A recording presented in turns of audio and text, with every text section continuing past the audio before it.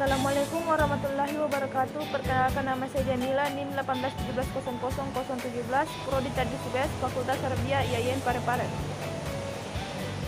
Selanjutnya di sini saya akan memaparkan tentang materi citra, yang dimana dalam materi ini terdapat poin-poin. Sebelum masuk ke materi terdapat poin-poin, yaitu ada 6. Yang pertama itu pengertian citra dalam perspektif penginderaan jauh, yang kedua pengertian interpretasi citra, yang ketiga 4 jenis-jenis resolusi citra spasial, yaitu spasial, spektral, temporal, radiometrik. Yang keempat yaitu rangkaian kegiatan interpretasi citra, yang kelima alasan mengapa dibutuhkan interpretasi citra, yang terakhir yaitu 9 unsur-unsur interpretasi citra. Selanjutnya, slide selanjutnya yaitu pengertian citra dalam perspektif penginderaan jauh. Menurut saya, citra penginderaan jauh adalah suatu objek dan gambaran yang direkam dari dalam sistem penginderaan jauh, yang dimana gambaran tersebut mirip dengan sesungguhnya yang ada di alam. Nah, sedangkan menurut Sabin, citra penginderaan jauh adalah data berupa gambar yang diperoleh dalam sistem penginderaan jauh. Nah, kemudian ada juga menurut pendapat dari Simonet dan kawan-kawan menyebutkan bahwa citra penginderaan jauh adalah gambaran yang direkam oleh objek yang dihasilkan dengan cara optik, elektronik, magnetik, dan hasil gambar yang dihasilkan itu yang dihasilkan itu merupakan mirip dengan gambar sesungguhnya yang di alam. Slide selanjutnya, yang dimana dalam slide tersebut terdapat pengertian interpretasi citra. Jadi, interpretasi citra adalah suatu perbuatan manusia mengkaji foto dari udara, atau biasa disebut dengan citra, yang dimana dengan tujuan untuk mengidentifikasi foto tersebut dan menilai arti pentingnya gambar atau foto tersebut. Nah, selanjutnya, slide selanjutnya yaitu konsep dan jenis-jenis resolusi citra, yang dimana di slide tersebut ada 4 jenis-jenis resolusi citra. Yang pertama itu resolusi spasial, radiometrik, temporal, dan resolusi spektral. Slide selanjutnya yaitu resolusi spasial.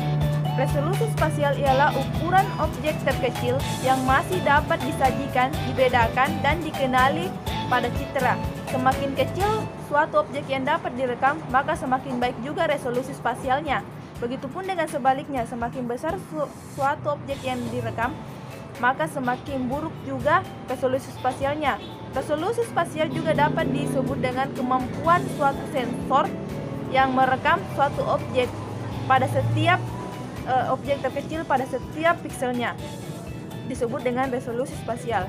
Nah, muncullah dua istilah yang terkait pada resolusi resolusi spasial tersebut, yaitu resolusi tinggi dan resolusi rendah, yang dimana yang pertama itu ukuran piksel relatif kecil yang menghasilkan gambaran permukaan bumi yang detail dan halus. Nah, sementara ukuran piksel relatif besar yang sehingga menghasilkan gambaran yang agak kasar, seperti halnya gambaran yang terdapat di slide tersebut, yaitu ada gambaran kecil, objek kecil tapi jelas, kemudian ada juga gambaran yang kurang jelas tapi segi besar tapi kurang jelas. Nah, beberapa resolusi spasial terdapat pada jenis-jenis citra. Yang pertama itu SPOT. Resolusi spasialnya itu 10 sampai 20 meter. Yang kemudian ada juga resolusi landasan TM, resolusi spasialnya itu 30 meter. Nah, kemudian ada juga resolusi Quickbird, yang dimana resolusi spasial yang tertinggi itu 0,61 meter yang diluncurkan pada tanggal 18 Oktober 2001 oleh Digital Globe. Nah, yang kemudian ada juga Iconos. Iconos resolusi spasialnya itu 1,5 meter yang diluncurkan pada tanggal 24 September 1999 oleh Space Magine yang merupakan satelit komersil pertama. Yang kemudian yang terakhir ada juga Formosat 2 yang dimana Formosat tersebut resolusi spasialnya itu 2 meter komertik dan 8 meter multispektral. Resolusi temporal adalah kemampuan sensor dalam merekam ulang objek yang sama, yang dimana semakin cepat sensor merekam ulang objek yang sama, maka semakin baik pula resolusi temporalnya. Kemudian beberapa satelit yang terdapat pada resolusi temporal dengan waktu resolusinya. Yang pertama yaitu Landsat, GMLSS, dan TM resolusi temporalnya yaitu 18 hari untuk generasi 1 dan 16 hari untuk generasi kedua. Nah, yang kemudian ada pula satelit Iconos yang dimana resolusi temporalnya yaitu 3 hari. Satelit ini juga mengorbit pada bumi sinkron dengan matahari dengan ketinggian 681 km dengan waktu resolusinya yaitu 98 menit. Kemudian ada juga satelit GMS yang dimana resolusi temporalnya yaitu 2 kali sehari. Nah, kemudian ada juga resolusi SPOT yang dimana resolusi temporalnya ini lebih lama yaitu 24 hari. Seperti yang kita lihat pada gambar tersebut, terdapat gambar satelit SPOT yang alat perekam dan sedang melakukan merekam.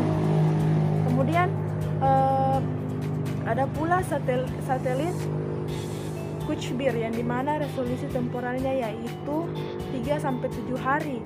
Satelit ini juga mengorbit mengorbit pada bumi sinkron dengan matahari yang dengan ketinggian 450 km dengan resolusi waktunya yaitu 93,4. Kemudian ada selanjutnya ada juga satelit Orbiview yang dimana resolusi temporalnya yaitu 3 hari.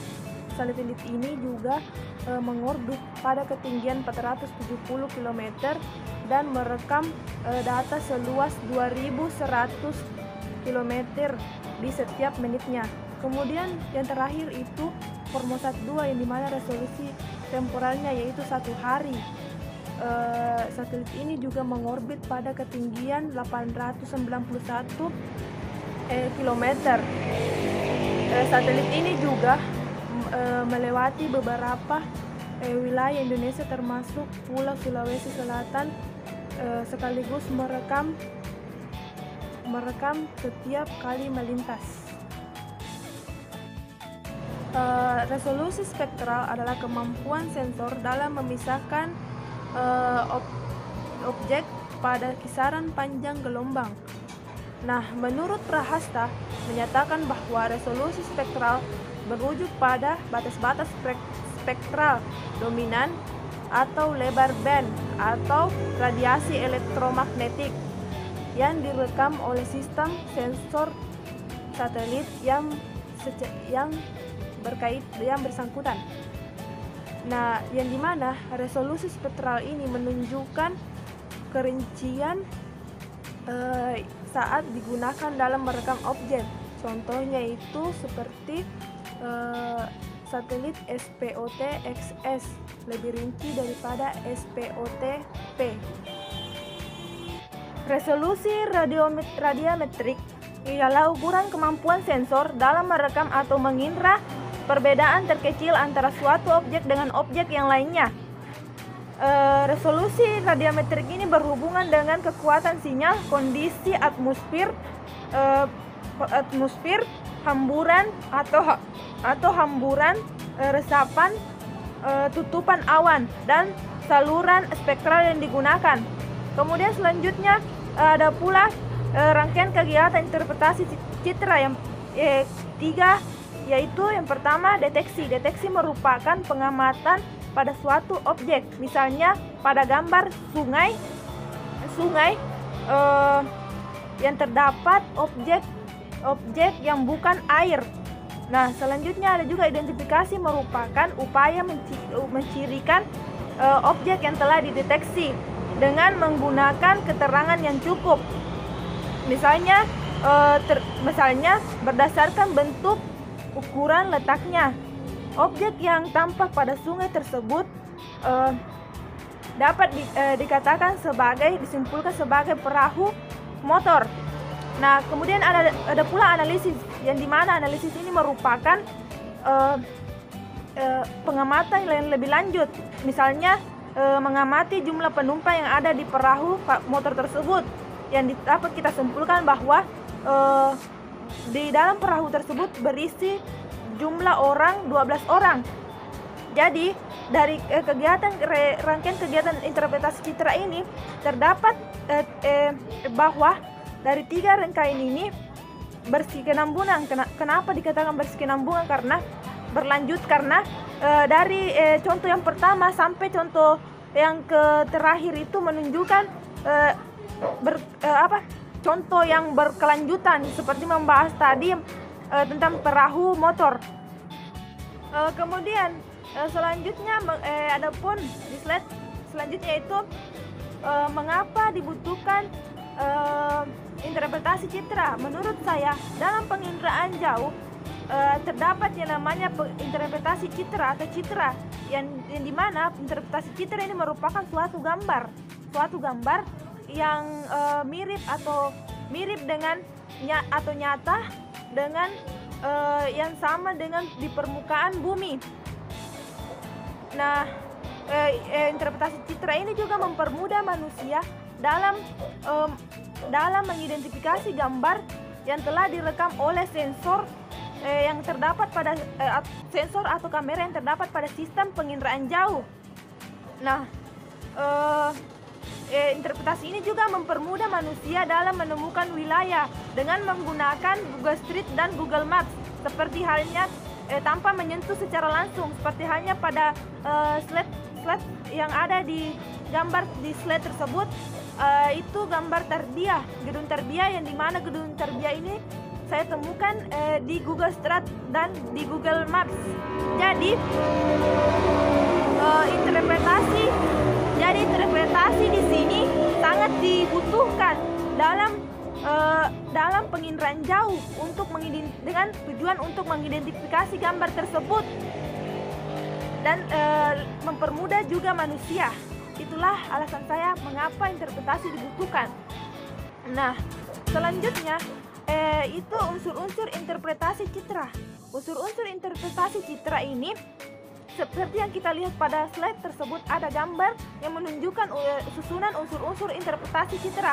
Jadi di sini saya akan menjelaskan tentang unsur-unsur satu persatu unsur-unsur interpretasi citra. Rona dan warna. Rona ialah tingkat kecerahan objek dengan tingkatan mulai dari hitam hingga putih, dan begitu pun dengan sebaliknya, seperti contoh pada gambar yang ada di slide tersebut, di mana warna gelap untuk wilayah perairan, warna coklat untuk wilayah yang terang. Sedangkan untuk pengertian warna ialah wujud yang tampak oleh mata dengan menggunakan spektrum yang lebih sempit daripada spektrum yang tampak. Nah, ada pula juga karakteristik objek yang mempengaruhi rona. Yang pertama itu permukaan kasar yang cenderung menimbulkan gejala rona pada citra karena adanya sinar yang datang mengalami hamburan sehingga mengurangi pantulan sinarnya. Yang kedua itu warna gelap menimbulkan warna rona yang gelap. Nah, yang terakhir itu pantulan sinar. Misalnya perairan menimbulkan rona yang gelap, sedangkan perbukitan kapur menimbulkan rona yang terang. Nah, yang kedua itu bentuk. Bentuk merupakan ciri objek yang dapat dengan jelas terlihat dan mudah dikenali berdasarkan objeknya. Misalnya lapangan sepak bola yang berbentuk elips dan rumah rata-rata memiliki bentuk persegi panjang. Yang ketiga itu ukuran berkaitan dengan skala citra, bisa berupa panjang, tinggi, luas, atau volume. Ukuran ini juga merupakan faktor pengenal objek yang dapat digunakan untuk membedakan objek yang sama jenisnya. Misalnya lapangan sepak bola lebih luas daripada lapangan tenis, atau bisa dilihat pada gambar tersebut terdapat gambar gedung yang lebih luas ukurannya daripada gambar rumah warga. Nah, yang keempat itu tekstur. Tekstur dinyatakan dalam interpretasi citra dinyatakan berdasarkan halus, kasar, sedang pada suatu objek. Tekstur ini merupakan pengulangan dari Rona dalam pengelompokan objek. Misalnya perairan memiliki tekstur yang halus, sedangkan pepohonan memiliki tekstur yang kasar. Seperti pada gambar tersebut terlihat tekstur yang halus dan tekstur kasar dan sedang. Nah, kemudian pola merupakan tingkat kecenderungan pada suatu objek. Bisa juga menjadi pertanda akan adanya objek yang lain, baik itu dari hasil buatan manusia maupun alami. Seperti pada slide tersebut terdapat pola tanaman sawit.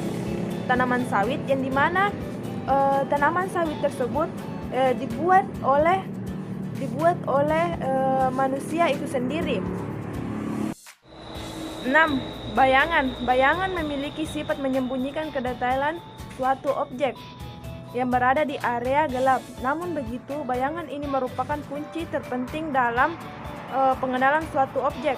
Misalnya, lereng yang terjal terlihat lebih jelas dengan adanya bayangan. Kemudian yang ketujuh, situs. Situs merupakan posisi objek terhadap objek yang lain yang ada di sekitarnya. Misalnya, permukiman yang memiliki pola linier dengan mengikuti panjang jalan, pantai, dan sekolah yang berada di dekat lapangan sepak bola. Nah, kemudian yang ke-8 itu asosiasi. Asosiasi merupakan keterkaitan antara objek satu dengan objek yang lainnya. Misalnya, pada gambar tersebut terlihat bandara berasosiasi dengan pesawat dan kereta api berasosiasi dengan kereta api. Nah, ke-9 itu konvergensi bukti adalah menggunakan beberapa unsur interpretasi citra sehingga bisa mempersempit ruang lingkup yang mengarah pada kesimpulan objek tertentu. Misalnya ada objek berbentuk kotak dan dengan tekstur yang halus dan bentuk yang teratur, bisa diindikasikan bahwa objek tersebut adalah sawah.